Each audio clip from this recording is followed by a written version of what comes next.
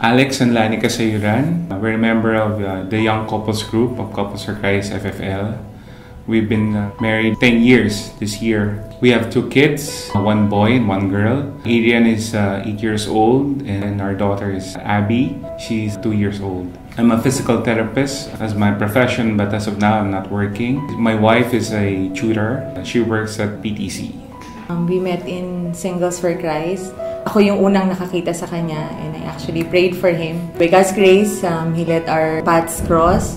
7 years kaming nag-serve sa Singles for Christ before we got married in 2003. Since I'm a physical therapist, I'm applying for abroad since 2007. But during the course of my review, I got sick. I had dermatomyositis. It's a disease. It causes inflammation on the skin and muscles. It's like lupus, but the difference is both your shoulders and your hips are very weak. One of the things that I have difficulty is if I fall down, I cannot go up on my own strength. It caused me frustration because pag ang lalaki nawala ng trabaho, feeling mo mahina ka. Wala kang kwenta, wala kang may bibigay sa pamilya mo. Yun ang struggle ko nung nagkasakit ako. Parang sinisisi ko ng actually yung Panginoon eh. Maganda yung plano ko sa pamilya ko eh. Kasi kompleto na eh. Papunta na akong States, may bahay na nakaabang sa akin, may kotse na, yung sweldo ko nakahanda na, kulang lang pumasa. Kaso nagkasakit ako eh. When I took the board exam noong 2009, bumagsak ako and when I got home dito sa Philippines, it got worse yung condition ko. I was down. Lungkot na lungkot ako nung nagkasakit siya. Kasi nga, sinabi niya he was very weak. I had to literally pull him up from bed. Kailangan ko siyang paliguan. Kailangan ko siyang bihisan. I embraced that with my love for him.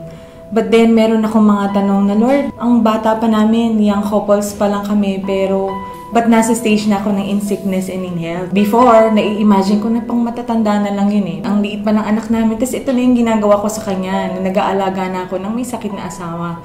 Napakahirap. Tapos I had to work for the family. I really had to help Alex, especially pag na-frustrate siya, pag nalulungkot siya. But by God's grace, the Lord has helped me every day na magampanan yung kailangan kong gawin bilang asawa niya, na alagaan ko siya at tulungan ko siya. November 4, about 9:30, we were praying as a family.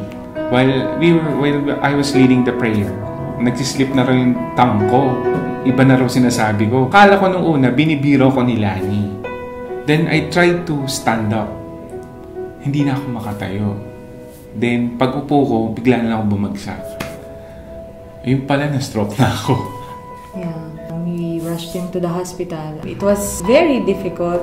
Kasi nga kapapanganak ko lang that time. We went to the hospital without any money in my pocket. Siyempre ako na lang yun dahil si Alex nga nasa bed.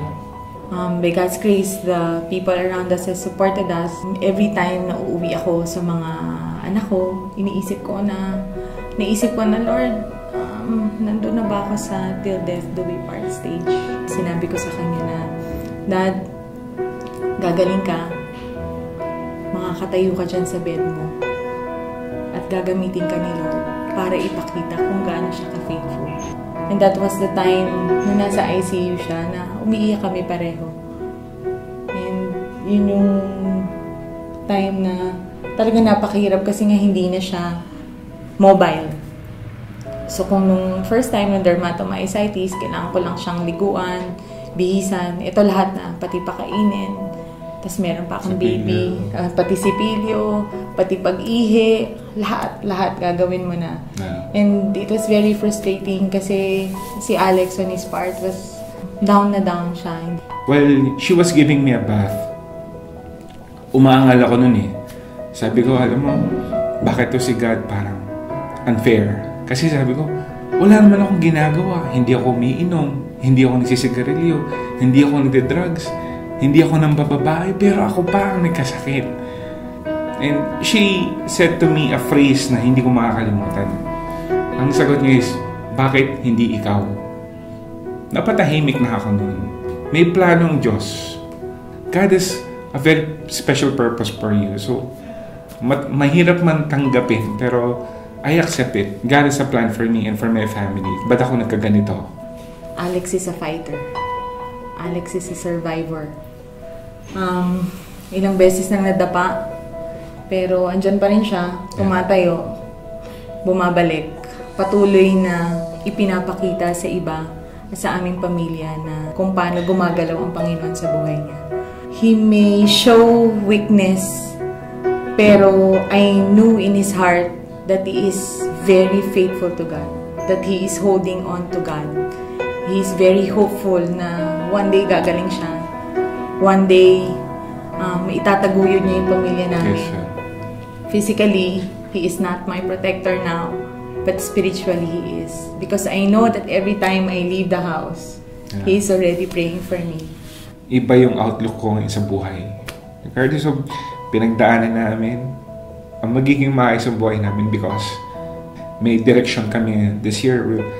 We know that we're going to start new things in our lives. Because of my friends, because of the community, because of my wife, my children, my family. Ginising ako sa katotohanan na binuhay ka ng Panginoon because may plano sa sa'yo. At yung plano na yun, hindi basta ordinary yun God has given me gifts. Inahayaan niya na akong buksan yung isa't isa I think my wife could attest yun na this year, medyo matapang na ako. Dati takot ako. Aminin ko sa'yo, takot ako mabuhay. Ngayon hindi. Gumagawa na ako ng buhay namin mag-asawa. We look forward to serving the Lord more. Na gamitin yung naging sitwasyon namin to be witnesses of how good God is, how faithful God is, how He never forsakes and how He never fails sa mga pangako niya sa amin, sa aming pamilya.